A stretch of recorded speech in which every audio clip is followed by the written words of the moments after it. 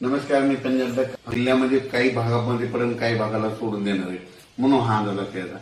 फक्त जिल्ह्यामध्ये मात्र पावसाची हजेरी असणार आहे म्हणून हे लक्षात येतं.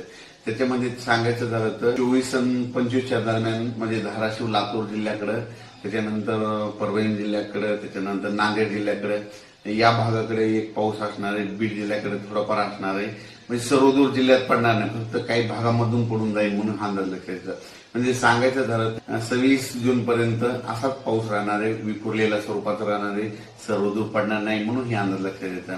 राज्यामध्ये आता ही जी वारं चालू आहे ते काही ठिकाणी 25 जूनला बंद होईल, काही ठिकाणी 26 जूनला बंद होईल आणि हे वारं बंद झाल्याच्या नंतर परत चांगलं पावसाचं वातावरण तयार होणार आहे.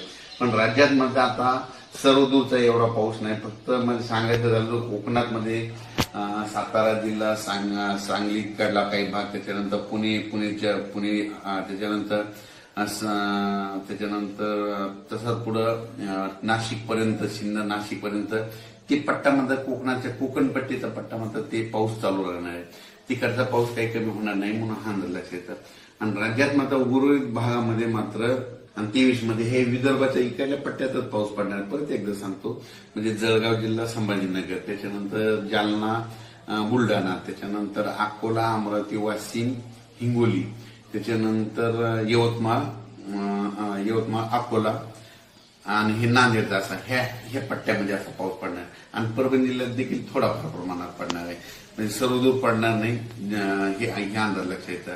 पण 23-24चा मात्र 23-24-25 आहे मात्र लातूर भागाकडे पाऊस असणार आहे. 23-24-25 लातूर जिल्हा, त्याच्यानंतर धाराशिव, त्याच्यानंतर नांदेड, परभणी, बीड ह्या भागामध्ये 23-24च्या दरम्यान पाऊस असणार आहे. सर्वदूर असा काही पाऊस नाही, फक्त जिल्ह्यामध्ये कुठेतरी अर्ध्या भागामध्ये येऊन जाईल म्हणून हा अंदाज लक्षात येतात. अचानक वातावरणात बदल झाला तर लगेच शेतकऱ्याला एक उद्या मेसेज दिला जाईल. धन्यवाद.